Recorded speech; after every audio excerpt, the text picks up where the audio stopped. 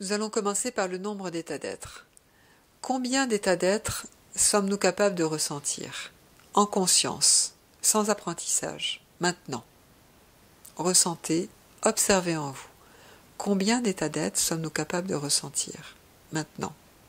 L'amour, la paix, la joie, la lumière, la sagesse, combien d'états d'être? Eh bien, si nous regardons, sans apprentissage, à l'âge de 4 ans peuvent être conscientisés 2 états d'être, 6 ans 3, 9 ans 4, on monte crescendo, 12 ans 5, 16 ans 7, et puis on va stagner, 21 ans 7, 28 ans on redescend, 42 ans 4, 50 ans 5, 60 ans 5, 70 ans 10 et 80 ans 16. Ça signifie que sans apprentissage, on peut penser qu'au départ on a un beau potentiel de développement des états d'être, et on revient dans un espace où on est beaucoup plus âgé, 70 ans, 80 ans, à une augmentation considérable des états d'être.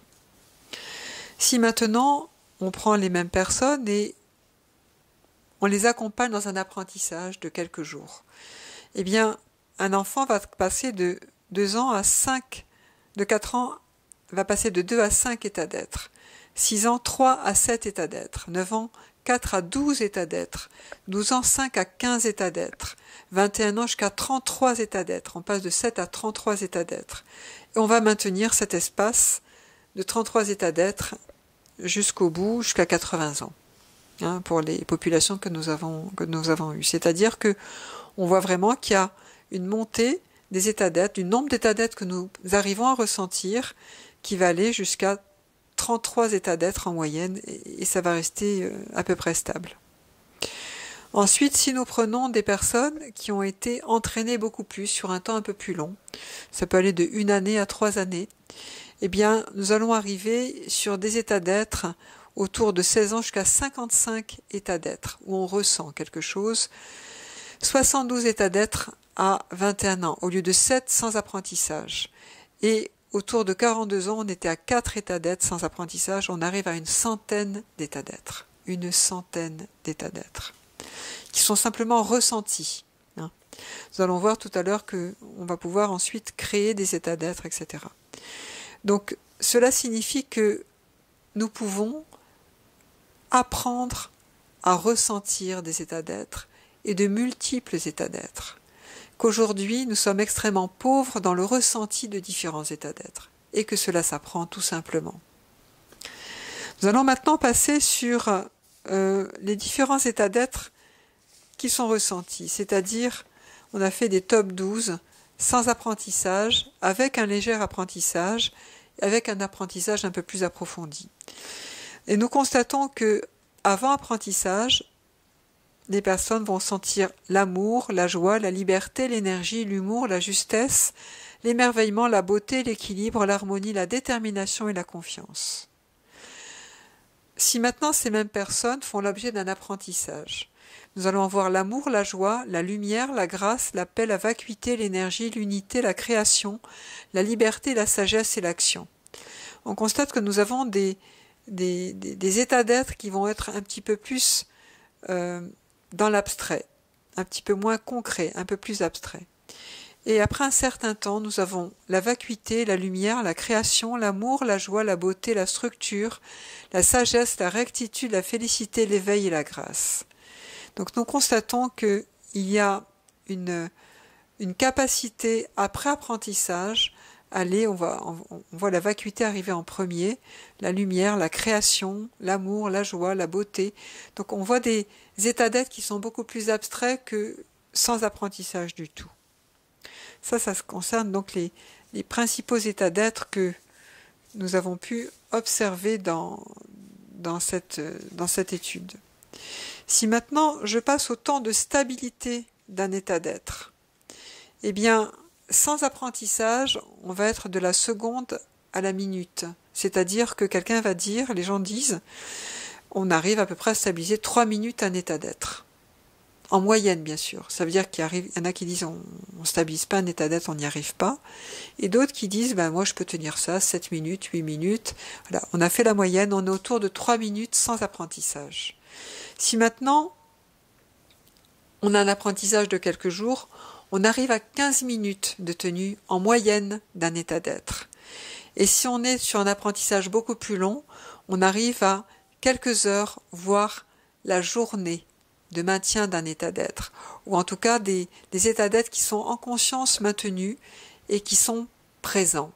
Et il y a plusieurs façons de décrire un état d'être, mais en tout cas il y a un état de présence, de joie, d'amour, de paix, ce qui signifie pas que on va pouvoir dire non à quelqu'un de façon très ferme, mais il y a quand même un état d'être qui est maintenu dans la présence et dans la bienveillance.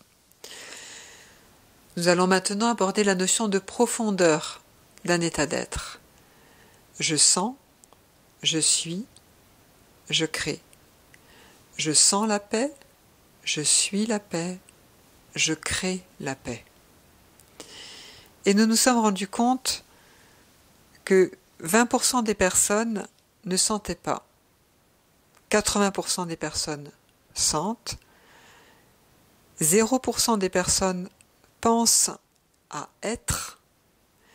Et 0% des personnes pensent à créer, à être créateur d'un état d'être.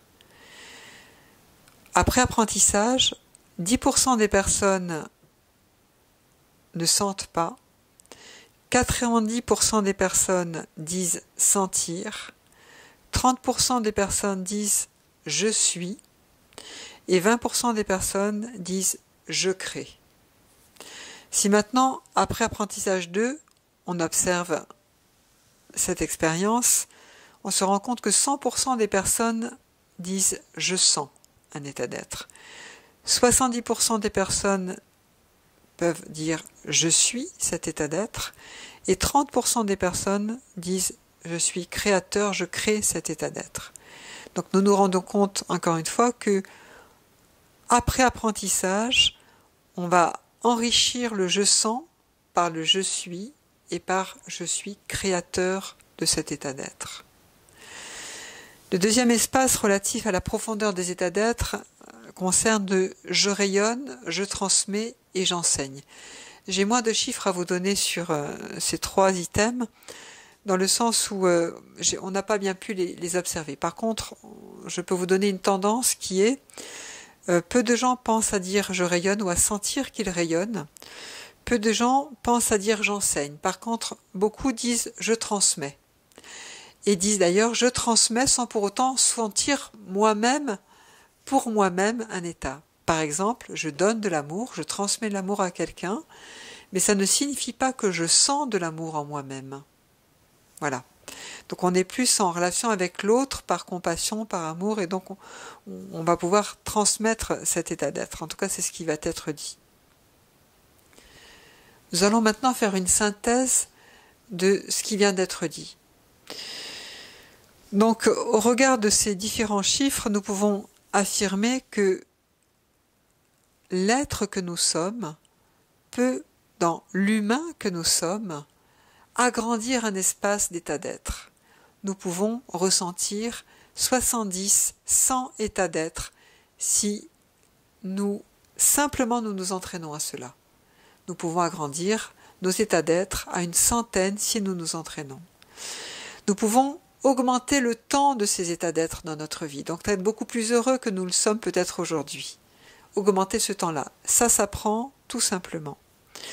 Et nous pouvons aussi aller beaucoup plus loin à l'intérieur de nous dans la profondeur de ces états d'être. Je sens, je suis et je crée, d'être beaucoup plus actif. Et si l'être que nous sommes est actif, alors cet être va infuser dans notre vie quotidienne, dans notre vie professionnelle, dans notre vie personnelle, va infuser nos pensées, notre verbe, nos actions, va infuser tout ce que nous sommes dans notre vie de son état, de cet être que nous sommes, possiblement de toute éternité.